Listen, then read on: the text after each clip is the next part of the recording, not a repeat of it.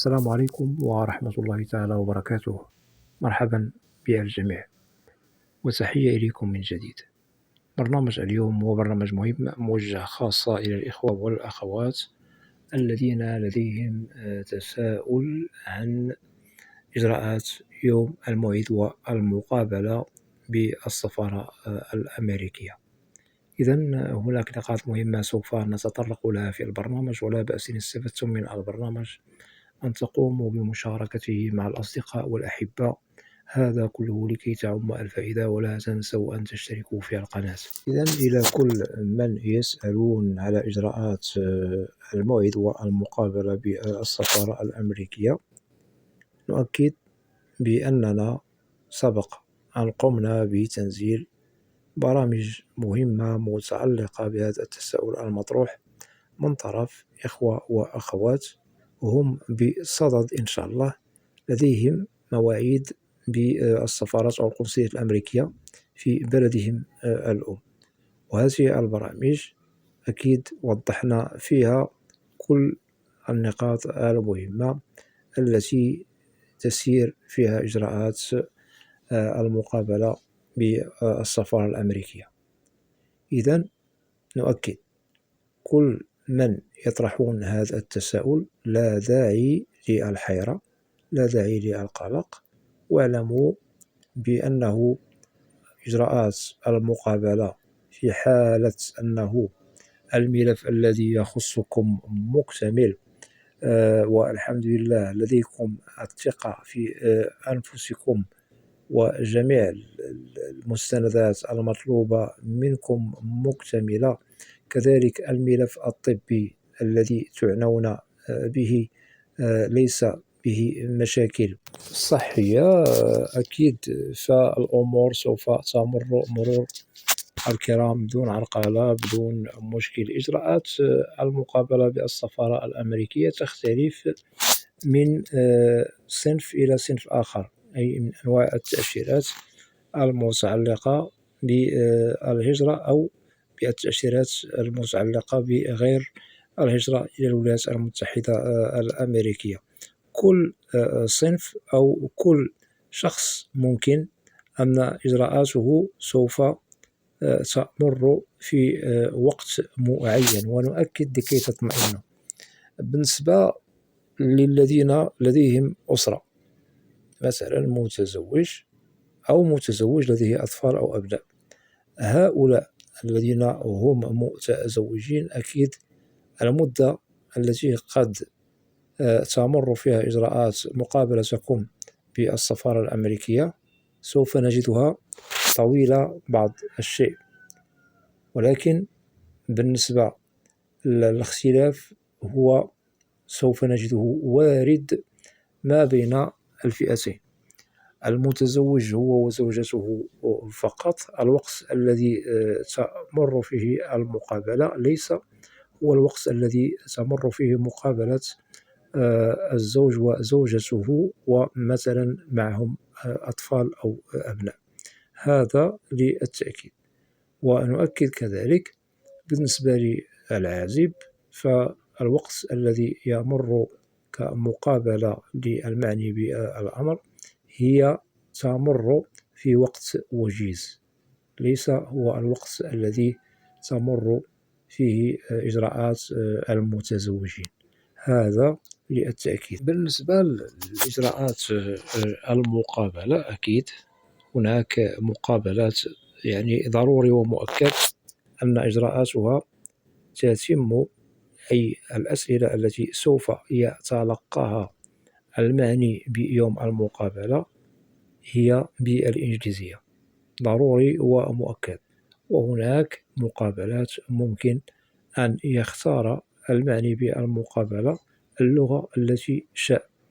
بالنسبة للذين يعني تفرض أو يلزموا بأن تمر مقابلتهم باللغة الإنجليزية، الأسئلة تلقى عليهم باللغة الإنجليزية، الذين هم متزوجين من أجانب أمريكيين. أما بالنسبة للذي مثلا متزوج بعربية أو العكس، عربية متزوجة بعربي، فهؤلاء ممكن أن يختاروا اجتياز المقابلة باللغة العربية ليس هناك من مشكل. والعكس بالنسبة للذي هو متزوج من أمريكية أو التي هي متزوجة من أمريكي، فيوم مقابلتهم ضروري ومؤكد أن تمر إجراءاتهم، أي تطرح عليهم الأسئلة باللغة الإنجليزية. أما الذين هم لديهم إجراءات تتعلق بتأشيرات لغير الهجرة، مثلا سياحة، دراسة، زيارة، علاج، استثمار إلى غير ذلك من التأشيرات، فهؤلاء الاختيار يظل لهم. في حالة أنك تريد أن تتمم إجراءات المقابلة، أي تطرح عليك الأسئلة باللغة الإنجليزية وتعرف كيف ترد باللغة الإنجليزية، فليس هناك من مشكل.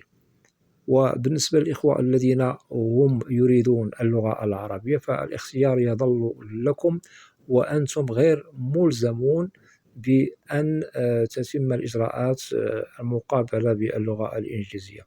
هذا للتأكيد بالنسبة للإخوة الذين هم مقدمون على تأشيرات لغير الهجرة إلى الولايات المتحدة الأمريكية، سواء سياحة إلى غير ذلك، واللائحة طويلة. إذن بالنسبة للتأشيرات أو الصنف الذي ممكن أنه ضروري ومؤكد على المعني بيوم المقابلة أن تمر إجراءاته أو تطرح عليه الأسئلة باللغة الإنجليزية، هو أو هي الذين متزوجين من أجانب أمريكيين. هذا للتأكيد، لأنه ضابط الهجرة يوم المقابلة عندما سوف يجد بأنك مثلا متزوج من أمريكية أو أنك متزوجة من أمريكي، أكيد هذا الأمريكي أو هذه الأمريكية لغة التواصل التي كانوا يتواصلوا بها معكم أكيد اللغة الإنجليزية. إذن عندما سوف تطلب أنت أو أنت يوم المقابلة إجراءات الأسئلة يوم المقابلة أنها تلقى عليك باللغة العربية، فأكيد سوف تقع في المحظور، وسوف يطرح الشك لدى ضابط الهجرة، ممكن أنكم ترفضوا لكم التأشيرة. لهذا نؤكد كنصيحة بالنسبة للذين هم متزوجون من أجانب أمريكيين، لازم أنه إجراءاتكم المتعلقة أمام ضابط الهجرة بالسفارة اختاروا اللغة الإنجليزية.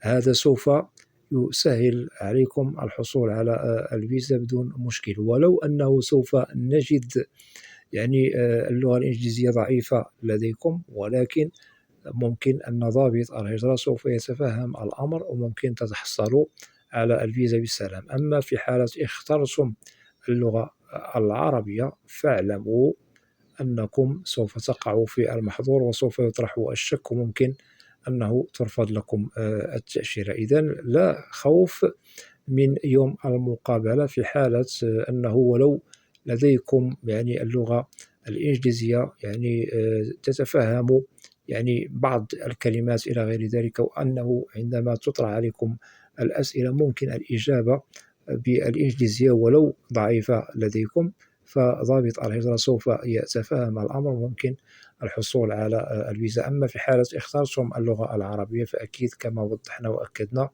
ممكن يطرح الشك، ممكن أنه ترفض لكم التأشيرة. هذا للتأكيد. واعلموا في حالة أنكم احترمتم إجراءات يوم المقابلة، فإن شاء الله نضمن لكم الحصول على الفيزا بنجاح بدون عرقلة، بدون مشكل، بدون أي مشاكل.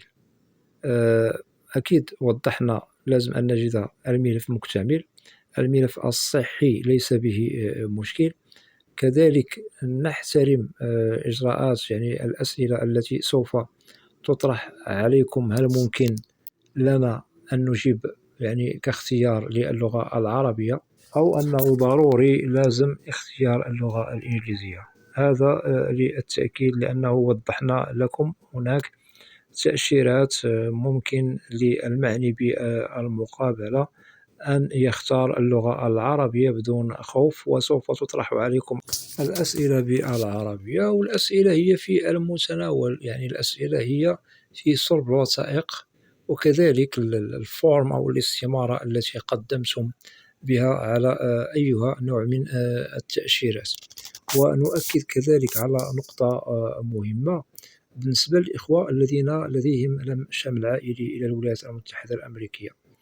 هنا اختيار اللغة العربية هذا مخول لكم، وممكن الإجابة يعني بالاختصار وبالمختصر المفيد على سؤال ضابط الهجرة. ممكن إن شاء الله الحصول على الفيزا بدون عرقلة بدون مشكل.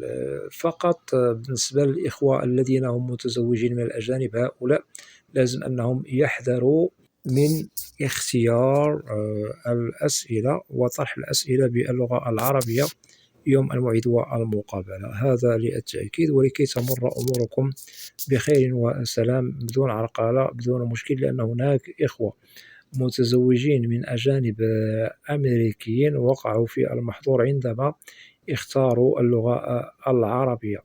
ممكن أنه تجتاز يعني المقابلة باللغة العربية، ولكن سوف تقع في مشكل الشك لدى ضابط الهجرة. ممكن كما وضحنا ترفض لكم الفيزا إذن، ولو أنه اللغة الإنجليزية لديكم يعني بعض الشيء يعني ضعيفة، فممكن أن تجتازوا بها المقابلة، وتفهم ضابط الهجرة لكم إن شاء الله هو وارد، ممكن الحصول على الفيزا بدون مشكل. أما الإخوة الذين لديهم تأشيرات كما وضحنا مختلفة، فهؤلاء لهم الاختيار تلقي الأسئلة باللغة العربية، ليس هناك من مشكل، وإن شاء الله ممكن الأمور تمر مرور الكرام وتتحصلوا على الفيزا بنجاح. بالنسبة للمدة التي ممكن أن تستغرقها إجراءات المقابلة كما وضحنا تختلف من نوع إلى آخر، وعلى حسب هل هناك أفراد أم هناك فرد واحد يوم الموعد والمقابلة، هذا للتأكيد. وسبق لي أنني وضحت نقاط مهمة عن إجراءات الموعد والمقابلة بالسفارة أو القنصلية الأمريكية من الألف إلى الياء، هذا سوف تجدوه عبر القناة. ممكن العودة إلى هذه البرامج أو هذا البرنامج، وسوف تستفيدوا أكثر وأكثر، وهذا للتأكيد. إذن للتأكيد ظروف إجراءات يوم المقابلة بالسفارة الأمريكية ممكن أنها تسهل عليكم في حالة توفرتم على جميع النقاط التي أشرنا إليها قبل قليل، واشتغلتم عليها بضوابط بتنظيم للملف الخاص بكم إلى غير ذلك، فاعلموا آنذاك سوف تتحصلوا على الفيزا بنجاح. أما في حالة أنكم لا تتوفر هذه النقاط التي أشرنا لها يعني في البرنامج أكيد، فممكن أنه التأشيرة ترفض لكم. والإخوة والأخوات اطمئنوا في حالة أنه كل شيء تمام، كل شيء متوفرون عليه، كل شيء إن شاء الله ممكن أن تشتغلوا عليه بضوابط، هذا سوف يخول لكم الحصول على الفيزا بنجاح. وننصح بالطمأنينة يوم الموعد والمقابلة، بالثقة في النفس، بالتركيز.